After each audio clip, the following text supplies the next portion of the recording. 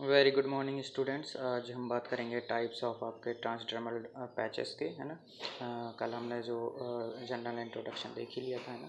तो जो सबसे पहला पैचेस होते हैं वो होते हैं सबसे पहले रिजर्वायर टाइप के, है ना। तो रिजर्वायर में क्या होता है कि जो ड्रग रिजर्वायर होता है, रिजर्वायर तो आप समझते ही हैं, एक टाइप का जहाँ से कंटिन्यूसली ड्रग की सप्लाई होती है उसको हम रिजर्वायर बोलते हैं ना। तो ड्रग का रिजर्वायर जो होता है वो बनाया जाता है, ठीक है। और ये एम्बेडेड रहता है आपकी जो बैकिंग लेयर होती है उसके, और जो आपका नॉन पोरस मेम्ब्रेन होती है, पोरस या नॉन पोरस माइक्रोपोरस मेम्ब्रेन के बीच में और बैकिंग लेयर के बीच में जो आपकी ड्रग रिजर्वायर होती है वो एम्बेडेड रहती है, ठीक है। तो आपकी जो बैकिंग लेयर होती है ना, और आपका जो नॉन पोरस या माइक्रोपोरस जो मेम्ब्रेन होती है जो कि रेट कंट्रोल करती है ड्रग रिलीज़ का, उसके बीच में ये जो आपका ड्रग रिजर्वायर होता है वो बीच में एम्बेडेड रहता है, ठीक है। तो इसमें क्या होता है कि रिजर्वायर जो कंपार्टमेंट होता है ना, वो उसमें जो ड्रग होती है वो या तो सॉल्यूशन के फॉर्म में हो सकती है, सस्पेंशन के फॉर्म में हो सकती है, या फिर जेल के फॉर्म में हो सकती है, ठीक है। और या फिर जो ड्रग है वो किसी सॉलिड पॉलीमर मैट्रिक्स में डिस्पर्स्ड भी हो सकती है, ठीक है। तो ये जो ड्रग का है वो रिजर्वायर में किस तरीके से होती है वो बताया गया है, ठीक है। फिर hypoallergenic adhesive polymer can be applied as a continuous layer between the membrane and the release liner or in a concentric configuration around the membrane। तो जो एडहेसिव लेयर होती है, ठीक है, वो एज अ कंटिन्यूस लेयर मतलब एक layer के फॉर्म में वो मेम्ब्रेन और रिलीज लाइनर के बीच में होती है, ठीक है। फिर नेक्स्ट आपका है जो है मैट्रिक्स सिस्टम, ठीक है। तो मैट्रिक्स सिस्टम में क्या होता है कि जो ड्रग होती है ना, ड्रग रिजर्वायर होता है वो, ठीक है, वो कैसे बनता है, वो ऐसे बनेगा कि आपका जो ड्रग है ना, उसको हम क्या करते हैं एक एडहेसिव पॉलीमर में स्प्रेड कर देते हैं। मतलब पहले तो हम उसको डिस्पर्स कर देंगे, किसमें, आपका जो ड्रग है ना, वो कैसे बनेगा आपका, इसमें हम क्या करते हैं ड्रग को डिस्पर्स कर देते हैं एक एडहेसिव पॉलीमर में, ठीक है। फिर क्या करते हैं हम इस एडहेसिव पॉलीमर को जो मेडिकेटेड हो गया है ना, इस मेडिकेटेड एडहेसिव पॉलीमर को सॉल्वेंट कास्टिंग या फिर मेल्टिंग मेथड से, है ना, स्प्रेड कर देते हैं, ठीक है। कहाँ पर स्प्रेड कर देते हैं, जो बैकिंग लेयर होती है उसके ऊपर स्प्रेड कर देते हैं, ठीक है, सॉल्वेंट कास्टिंग मेथड या मेल्टिंग के द्वारा, है ना। फिर on the top of face of reservoir unmedicated adhesive polymer layer are applied, है ना। मतलब एक एडहेसिव लेयर को इसके ऊपर जो आपका रिजर्वायर बन गया है उसके ऊपर लगा देते हैं, ठीक है। तो ये क्या करती है, प्रोटेक्शन का वर्क करती है ना, एज अ प्रोटेक्टिव लेयर ये वर्क करेगी जो एडहेसिव अनमेडिकेटेड एडहेसिव लेयर होगी, ठीक है। तो ये हो गया आपका मैट्रिक्स सिस्टम, ठीक है। फिर मैट्रिक्स डिस्पर्सन सिस्टम एक और है, इसमें क्या होता है कि जो ड्रग होती है, ठीक है, उसको हम होमोजेनसली क्या करते हैं, डिस्पर्स कर देते हैं हाइड्रोफिलिक या लाइपोफिलिक पॉलीमर मैट्रिक्स में, ठीक है। और ये जो ड्रग कंटेनिंग पॉलीमर डिस्क है, ठीक है, इसको ऑक्लूसिव बेस प्लेट पर, है ना, फिक्स कर दिया जाता है, ठीक है। और जो कि फैब्रिकेटेड होता है ड्रग इम्परमिएबल बैकिंग लेयर से, है ना, ठीक है। ड्रग इम्परमिएबल बैकिंग लेयर से ये कंपार्टमेंट फॉर्म होता है जिस पर फिक्स कर दिया जाता है इसको, ठीक है। और इसमें क्या करते हैं हम फेस पर अप्लाई करने की जगह जो एडहेसिव है उसको फेस पर ड्रग रिजर्वायर के फेस पर लगाने की जगह हम क्या करते हैं, इसको जो परिधि होती है, सरकमफ्रेंस होता है, स्ट्रिप होती है जो, उसके ऐसे चारों तरफ लगा देते हैं ना। मतलब उसके ड्रग रिजर्वायर के फेस पर नहीं लगाते हैं, है ना, उसके चारों तरफ सरकमफ्रेंस पे लगाते हैं, ठीक है। फिर आपका नेक्स्ट है जो आपका माइक्रो रिजर्वायर सिस्टम, है ना। इसमें क्या होता है कि हम इसमें करते क्या हैं कि जो ड्रग होती है ना, जो ड्रग होती है उसका रिजर्वायर सिस्टम या मैट्रिक्स सिस्टम कुछ भी बना सकते हैं ना। This TDDS is a combination of reservoir and matrix dispersion, मतलब इसमें रिजर्वायर और मैट्रिक्स दोनों सिस्टम का यूज़ किया जाता है, ठीक है। इसमें हम क्या करते हैं, drug reservoir is formed by first suspending the drug in aqueous solution. हम क्या करते हैं, सबसे पहले ड्रग रिजर्वायर बनाने के लिए हम ड्रग को सबसे पहले वाटर में या एक्वस सॉल्यूशन में सस्पेंड कर लेते हैं ड्रग को, ठीक है। या फिर क्या करते हैं, वाटर सॉल्युबल पॉलीमर में इसको वाटर सॉल्युबल यहाँ पर और लिखा ऑफ लिखा है, मतलब ये बोल रहे हैं वो कि जो ड्रग है उसको सस्पेंड करते हैं जो वाटर सॉल्युबल पॉलीमर है उसके एक्वस सॉल्यूशन में, ना मतलब वाटर सॉल्युबल जो पॉलीमर होगा उसका एक्वस सॉल्यूशन बनाएंगे, उसके बाद हम उसमें ड्रग को सस्पेंड कर देंगे, ठीक है। और इसके बाद then dispersing the solution homogeneously in a lipophilic polymer. इसके बाद हम क्या करते हैं, जो वाटर सॉल्युबल पॉलीमर में आपका ड्रग को सस्पेंशन बन गया है उसको हम डिस्पर्स कर देते हैं होमोजेनियसली किसमें, लाइपोफिलिक पॉलीमर में, ठीक है। तो इससे क्या होगा कि जो 1000 ऑफ अनलीचेबल माइक्रोस्कोपिक स्फीयर बन जाएंगे, मतलब छोटे छोटे से स्फीयर बन जाएंगे, क्योंकि ड्रग किसमें है, हाइड्रोफिलिक पॉलीमर के एक्वस सॉल्यूशन में, और आपने उसको किस में डाल दिया है, लाइपोफिलिक पॉलीमर में। तो उसके क्या हुआ कि ये ड्रॉपलेट बन जाएंगी छोटी छोटी, ठीक है, एक्वस सॉल्यूशन की, है ना, पॉलीमर में ड्रग की, ठीक है। और क्या होता है, ये थर्मोडाइनमिकली तुरंत स्टेबल अनस्टेबल जो डिस्पर्जन होता है स्टेबलाइज हो जाता है तुरंत, है ना, क्योंकि जो इमीडिएट क्रॉस लिंकिंग हो जाती है पॉलीमर की वहीं पर, है ना, इन सीटू समझते हैं आप, ठीक है। तो ये क्या होता है, डायनामिकली स्टेबल हो जाता है। फिर ये आप देख सकते हैं बहुत सारे आपके मैंने जो कल आपको चीज़ें समझाई थी कि ये सबसे ऊपर आपकी बैकिंग लेयर है, फिर ये रिजर्वायर सिस्टम है, फिर इसके बाद ये सेमी परमिएबल मेम्ब्रेन है जिससे ड्रग रिलीज़ होती है, रिलीज़ को कंट्रोल करती है। फिर ये एडहेसिव टेप है आपका, सॉरी एडहेसिव जो लेयर है वो है जो कि बॉडी से इंटीमेट कांटेक्ट में रहती है, ठीक है।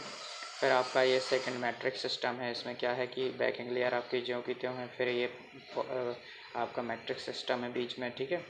फिर इसके बाद यहाँ पर एडहेसिव है, ठीक है। और नेक्स्ट फिर इसके बाद है आपके जो एक और है इसमें क्या है, ये बैकिंग लेयर है, ठीक है।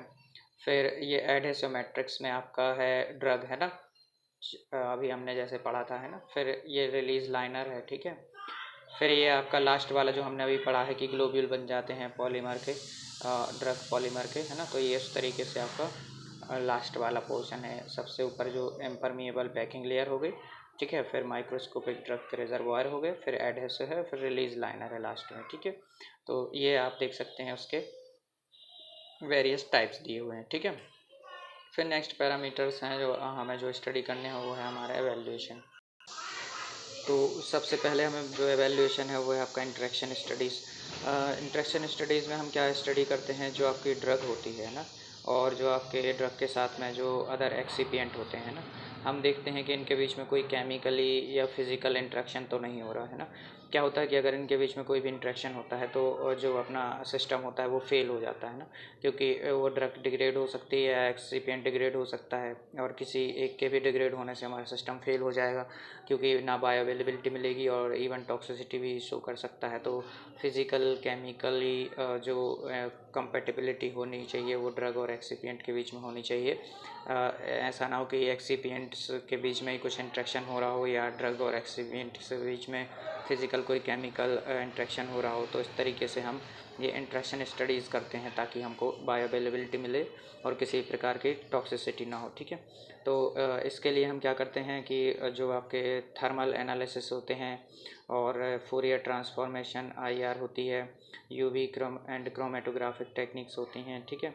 तो हम क्या करते हैं, इनके केमिकल जो फिजियोकेमिकल कैरेक्टरिस्टिक होते हैं उनको हम कंपेयर करते हैं एक स्टैंडर्ड से, है ना। तो इस तरीके से हमको पता चलता है कि कहीं कोई इंट्रैक्शन तो नहीं है, ठीक है।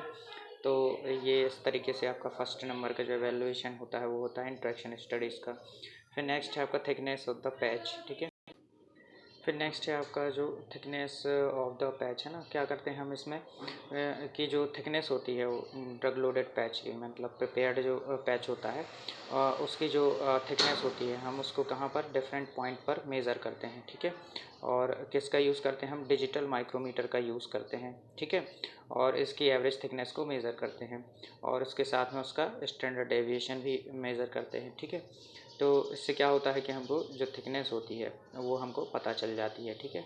तो ये थिकनेस ऑफ द पैच हो गए। फिर वेट यूनिफॉर्मिटी इसमें हम क्या करते हैं कि जो प्रिपेयर्ड पैच होते हैं उनको हम ड्राई करते हैं 60 डिग्री सेंटीग्रेड पर 4 घंटे के लिए, है ना, टेस्टिंग करने के पहले, ठीक है। फिर जो स्पेसिफाइड एरिया होता है पैच का उसको हम कट कर लेते हैं, ठीक है, और उसके डिफरेंट पार्ट बना लेते हैं, ठीक है, पैच के। फिर उसको हम वे करते हैं उसको डिजिटल बैलेंस पर, ठीक है। फिर हम इसका एवरेज वेट और स्टैंडर्ड डेविएशन मेज़र करते हैं, ठीक है। फिर इसके बाद हम वैल्यू कैलकुलेट कर लेते हैं इनकी, ठीक है, और जो इंडिविजुअल वेट होते हैं उनसे डेविएशन की वैल्यू को फिर कैलकुलेट कर लेते हैं, ठीक है। फिर आता है आपका फोल्डिंग एंड्योरेंस, ठीक है। फिर जो नेक्स्ट पैरामीटर फोल्डिंग एंड्योरेंस, इसमें हम क्या करते हैं कि जो स्ट्रिप होती है ना उसका स्पेसिफाइड एरिया को हम कट कर लेते हैं, ठीक है, और रिपीटेडली उसको इवनली और रिपीटेडली उसको फोल्ड करते हैं एक ही जगह पर, मतलब बार बार एक जगह से हम उसको मोड़ते हैं जब तक कि वो टूट ना जाए, है ना। फिर number of time the film can be folded at the same place without breaking gives the folding endurance, है ना, मतलब एक ही जगह पर हम कितनी बार मोड़ते हैं जब तक कि वो टूट ना जाए, तो इससे हमको क्या मिलती है, फोल्डिंग एंड्योरेंस का पता चलता है, ठीक है, इसी स्ट्रिप का। फिर मॉइस्चर कंटेंट डिटरमिन करने के लिए हम क्या करते हैं, परसेंटेज मॉइस्चर कंटेंट के लिए क्या करते हैं, हम फिल्म को जो इंडिविजुअली वे करते हैं, ठीक है। फिर हम इनको डेसिकेटर में रखते हैं 24 घंटे के लिए, जिसमें कि फ्यूज्ड कैल्शियम क्लोराइड होता है, ठीक है। तो 24 घंटे के लिए हम रूम टेम्परेचर इसको रखते हैं। फिर 24 घंटे पास होने के बाद हम क्या करते हैं, इनको रीवेट करते हैं, इनका फिर से वजन करते हैं, ठीक है। तो इससे हमको क्या मिलेगा, परसेंटेज मॉइस्चर कंटेंट। इसके लिए हम ये फार्मूला यूज़ करते हैं, percentage moisture content equal to initial weight minus final weight upon final weight, है ना, इंटू 100, ठीक है, इंटू 100 ये वाला, ठीक है। तो इस फार्मूले से आपको जो आपका परसेंट मॉइस्चर कंटेंट है वो मिलेगा, है ना। तो ये वाला फार्मूला यहाँ पर शिफ्ट हो गया धोखे से, तो यहाँ पर ये final weight upon final wait into 100 है, ठीक है। ये फार्मूला यूज़ करके हम मॉइस्चर कंटेंट का परसेंटेज निकालते हैं। फिर नेक्स्ट आपका जो वैल्यूएशन है वो है परसेंट मॉइस्चर अपटेक, ठीक है। फिर जो नेक्स्ट हमारा इसमें क्या करते हैं हम, जो आपका वैल्यूएशन है इसमें हम क्या करते हैं कि जो फिल्म होती हैं उनको पहले से वेट कर लेते हैं, फिर इनको फिर से हम डेसिकेटर में रखते हैं रूम टेम्परेचर पर 24 घंटे के लिए, ठीक है। मगर इस बार इसमें हम क्या करते हैं, सैचुरेटेड सॉल्यूशन रखते हैं किसका, पोटेशियम क्लोराइड का, ठीक है, जिससे कि क्या रहेगी 84% रिलेटिव ह्यूमिडिटी मेंटेन रहे, ठीक है। 24 घंटे गुजर जाने के बाद हम क्या करते हैं, फिल्म्स को फिर से वेट करते हैं, ठीक है, और मॉइस्चर कंटेंट अपटेक डिटरमिन करने के लिए हम ये फार्मूला यूज़ करते हैं, percent moisture uptake equal to final weight minus initial weight upon initial weight into 100। तो इससे आपको कितनी मॉइस्चर अपटेक हुई है उसके बारे में डिटेल मिल जाएगा, ठीक है। फिर नेक्स्ट है हमारा वाटर वेपर परमेबिलिटी एवेल्यूएशन। तो इसमें हम क्या करते हैं कि जो वाटर वेपर परमेबिलिटी है उसको डिटरमिन करने के लिए हम क्या करते हैं, फॉर्म ड्रेसिंग मेथड यूज़ करते हैं, ठीक है। यहाँ पर हम क्या करते हैं, जो एयर फोर्स्ड ओवन यूज़ करते हैं हम, ना कि नेचुरल एयर सर्कुलेशन ओवन के, ठीक है। और हमारा जो फार्मूला है वो है वाटर वेपर परमेबिलिटी के लिए W/A, ठीक है, और हम इसको ग्राम पर मीटर में एक्सप्रेस करते हैं, ठीक है, और पर 20 आवर पर, है ना। तो जो W होता है वो वेपर का अमाउंट होता है, ठीक है, जो परमिएटेड हुआ है पैच से, ठीक है, और ये ग्राम 24 आवर में एक्सप्रेस होता है। और ए यहाँ पर है जो सरफेस एरिया है, ठीक है, जितना कि हमने एक्सपोज किया है, ठीक है, और इसको हम मीटर स्क्वायर में एक्सप्रेस करते हैं, ठीक है।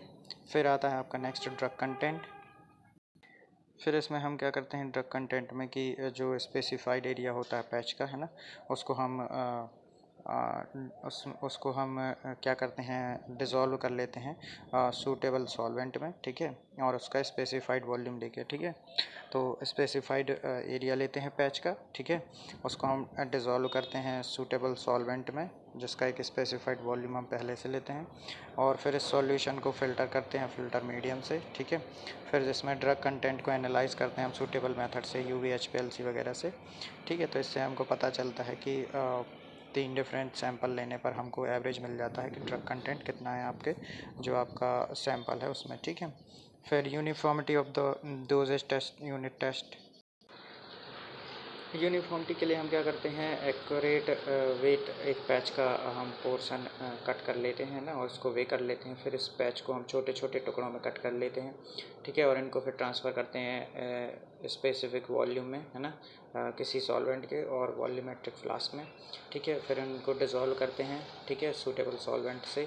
फिर और इसके बाद हम इसको सोनिकेट करते हैं, जिससे कि आपकी ड्रग का कंप्लीट एक्सट्रैक्शन हो जाए पैच से, है ना। और फिर हम क्या करते हैं कि वॉल्यूम मेकअप करते हैं, ठीक है, इसका जब ड्रग एक्सट्रैक्शन हो जाए, ठीक है। फिर रिजल्टेंट सॉल्यूशन को 1 घंटे तक हम सेटल होने के लिए रख देते हैं। फिर उसके बाद हम सुपरनेटेंट होता है उसको हम सूटेबली डाइल्यूट करते हैं, ठीक है, ताकि हमको डिज़ायर्ड कंसंट्रेशन मिल जाए, है ना। फिर हम क्या करते हैं कि इनको फ़िल्टर करते हैं 0.2 माइक्रोमीटर मेम्ब्रेन से, ठीक है। फिर एनालाइज करते हैं इनको सूटेबली एनालिटिकल टेक्निक से, जैसे कि यूवी हुई, HPLC हुई, ठीक है। तो इससे हमको ड्रग कंटेंट मिलेगा पर पीस, है ना, हर पीस में कितना ड्रग कंटेंट है, ठीक है। इसके बाद हम नेक्स्ट है जो एवेल्यूशन है वो पोलरिस्कोपिक एग्जामिनेशन, ठीक है। इसमें हम क्या करते हैं कि हम ये चीज़ देखते हैं कि ड्रग जो है वो क्रिस्टलाइन फॉर्म में है कि एमॉर्फस फॉर्म में है, ठीक है। तो इसमें हम क्या करते हैं कि ड्रग क्रिस्टल फॉर्म, है ना, ड्रग क्रिस्टल्स को हम क्या करते हैं पैच में पोलरिस्कोप की हेल्प से देखते हैं, ठीक है, एग्जामिन करते हैं। एक स्पेसिफिक सरफेस एरिया कट कर लेते हैं हम जो आपका पैच है उससे, ठीक है, और उसको हम ऑब्जेक्ट स्लाइड पर रखकर ऑब्जर्व करते हैं पोलरिस्कोप से, ठीक है। तो ड्रग क्रिस्टल हमको दिख जाते हैं अगर क्रिस्टल फॉर्म में होगी, है ना, और या फिर क्रिस्टलाइन फॉर्म में नहीं होंगे तो एमॉर्फस फॉर्म में होंगे। तो इस तरीके से हमको जो ड्रग की स्टेट है वो पता चल जाती है, ठीक है। फिर शियर एडहेशन टेस्ट है। हम इसमें क्या करते हैं कि जो टेप होता है, ठीक है, उसको हम क्या करते हैं कि स्टील प्लेट पर एडहेयर कर देते हैं, चिपका देते हैं। जैसे एक स्टील प्लेट है तो इसके ऊपर हम उसको जो आपका टेप है उसको चिपका देंगे, ठीक है। फिर इस एडहेसिव से हम एक वेट को लटका देते हैं ताकि ये इसको नीचे की तरफ खींचे, है ना। तो जितना टाइम लेगा ये जो वेट है उसको रिमूव करने में इस स्टील प्लेट से, है ना, उतना ज़्यादा इसका क्या होगा, स्ट्रेंथ होगी, शियर स्ट्रेंथ होगी, उतनी ज़्यादा इसकी एडहेसिव प्रॉपर्टी होगी, है ना। तो यही इसमें बताया गया है कि हाँ इस तरीके से हम मेज़र करते हैं शियर एडहेशन टेस्ट में, ठीक है। फिर आता है पील एडिशन टेस्ट। ये भी सिमिलर आपका जो आपका शियर एडिशन टेस्ट है उसी के जैसा ही होता है, ठीक है। इसमें भी हम एक सिंगल टेप ले लेते हैं, उसको हम अप्लाई करते हैं स्टेनलेस स्टील प्लेट पर, ठीक है। और देन हम क्या करते हैं, टेप को पुल करते हैं, ठीक है, जो सबस्ट्रेट है 180 एंगल पर, ठीक है। तो जो फोर्स से रिक्वायर होता है टेप को रिमूव करने के लिए वो हम मेज़र कर लेते हैं, ठीक है। फिर स्किन इरिटेशन स्टडी और स्टेबिलिटी स्टडी लास्ट आपके 2 और एवेल्यूशन है। इसमें इसमें हम क्या करते हैं कि जो स्किन सेंसिटाइजेशन टेस्ट है वो परफॉर्म करते हैं किन पर, हेल्थी रैबिट्स पर, ठीक है। इनका वेट होना चाहिए 1.2 से 1.5 किलोग्राम तक, ठीक है। हम क्या करते हैं, डॉर्सल सरफेस जो होती है 50 सेंटीमीटर्स के अप्रॉक्स, है ना, रैबिट की, वो हम क्लीन करते हैं, है ना। उसको क्या करते हैं, हम सेव करते हैं। फिर उसको हम स्प्रिट से क्लीन, रेक्टिफाइड स्प्रिट से उसको वॉश करते हैं, क्लीन करते हैं। फिर उसके ऊपर हम क्या करते हैं, रिप्रेजेंटेटिव और जो फॉर्मुलेशंस होते हैं उनको अप्लाई करते हैं स्किन पर, ठीक है। फिर 24 घंटे के बाद हम इन फॉर्मुलेशंस को रिमूव करते हैं, पैच को रिमूव करते हैं। फिर स्किन को ऑब्जर्व करते हैं, ठीक है, और उनको 5 कैटेगरी में या ग्रेड में डिवाइड किया गया है जो सीवियरिटी होती है स्किन इंजरी की, ठीक है, ठीक है। माइल्ड, सीवियर ना, वेरी लेस, है ना। तो इस तरीके से रेडनेस के ऊपर डिपेंड करता है कि कितनी सेंसिटिव आपकी स्किन हो सकती है पैच के लिए। फिर आपका जो स्टेबिलिटी स्टडी है उनको हम ICH गाइडलाइन के अकॉर्डिंग करते हैं, ठीक है। Storing the TDDS sample at 40 ± 0.5 degree centigrade पर, मतलब 40 डिग्री और ± 0.5 डिग्री सेंटीग्रेड पर हम इसको परफॉर्म करते हैं। इसके अलावा 75 ± 5% रिलेटिव ह्यूमिडिटी पर 6 मंथ के लिए स्टेबिलिटी स्टडी परफॉर्म की जाती है, ठीक है। और samples were withdrawn at 0, 30, 60, 90 and 180 days and analyse suitably for the drug content, है ना। मतलब हम 0, और 30, 60, 90 और 180 दिन के अंदर पर हम एनालाइज करते हैं आपके पैच को कि उसमें कितना ड्रग कंटेंट बचा हुआ है। ठीक है, इस तरीके से ये सारे एवेल्यूएशंस थे आज, और कितने टाइप के आपके ट्रांसडर्मल ड्रग डिलीवरी सिस्टम्स होते हैं, है ना। तो ये सारी चीज़ें हमने आज देखी। Thank you.